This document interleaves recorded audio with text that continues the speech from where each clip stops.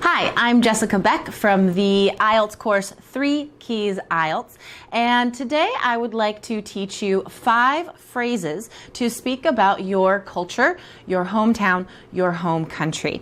On the speaking exam, these types of questions are everywhere. In part 1, you're often asked to describe your hometown or your country or the place where you're living now, if you're living in a different place.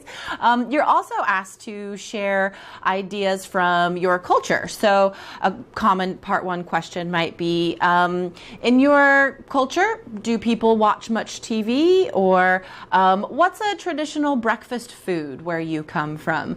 These sorts of questions pop up a lot in part 1.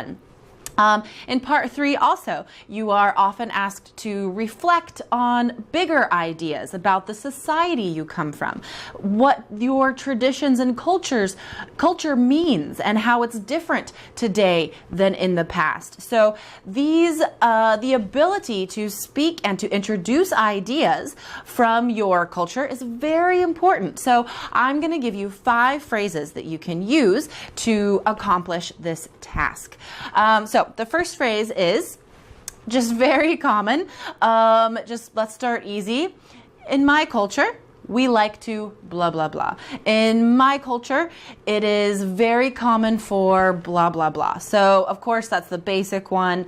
Don't use it too often because it's very common to say that. If you really want to impress the examiner, you want to use more interesting phrases. So you could say, it is not uncommon in my country. I like this one. So for example, I could say, it is not uncommon. That double negative shows a higher level of relating words in your sentence structure. In my culture, it is not uncommon for people to still cook eggs and bacon for breakfast. I don't know if that's common or not, actually, but it sounds good. So it's not uncommon for people to blah, blah, blah. So you use that phrase to introduce a habit, something that you commonly see or people commonly do. Another phrase that you can use, say, well, where I'm from, people generally eat cereal for breakfast. So it's this whole transition and introduction phrase that a native speaker would use. Well, where I'm from, people generally do blah, blah, blah.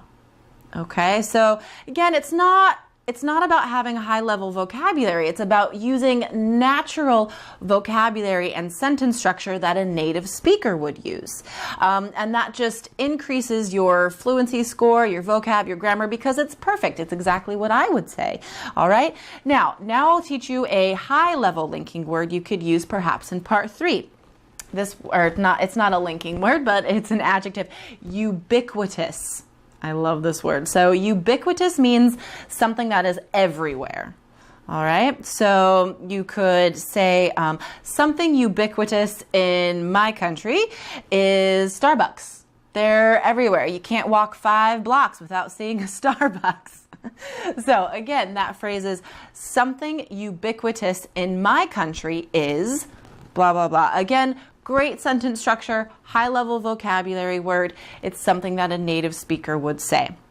Okay, so that's the 4th one. The last one is trying to work in some more native speaker, not high level, but interesting vocabulary. So remember, in order to get a 7 or higher for vocabulary on the speaking exam, it's not just about high-level words. It's about interesting vocabulary. All right, something that you don't just get from a textbook. So in this phrase, we're using the word folks instead of people. So you could say it's not, and it has that double negative thing I like again, it's not unusual for folks in my hometown to go watch the car races on the weekend. Actually, they did do that in my hometown. I used to love doing that. So it's not unusual for folks in my hometown to da da da. And these are very versatile phrases, very easy to memorize and use on the speaking exam. So please watch this video a couple times, write down these phrases that I gave you, and practice using them to talk about your culture, your hometown, because that's not something we often talk about in English, right? Or even in your first language, you probably don't talk about it because it's just normal. Why would you talk about it? So it's really important to practice describing things from your home country, your hometown, in English. So practice using these phrases and describe the eating habits, shopping habits, exercise habits of people where you're from. I promise you, you will be able to use these on the speaking exam to impress the examiner. So thank you very much for watching.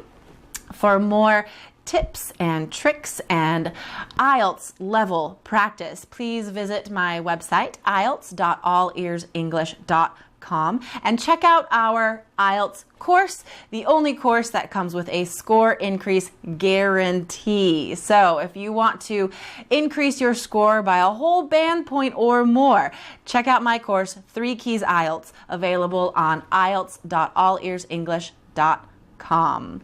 Thank you for watching. Have a wonderful day.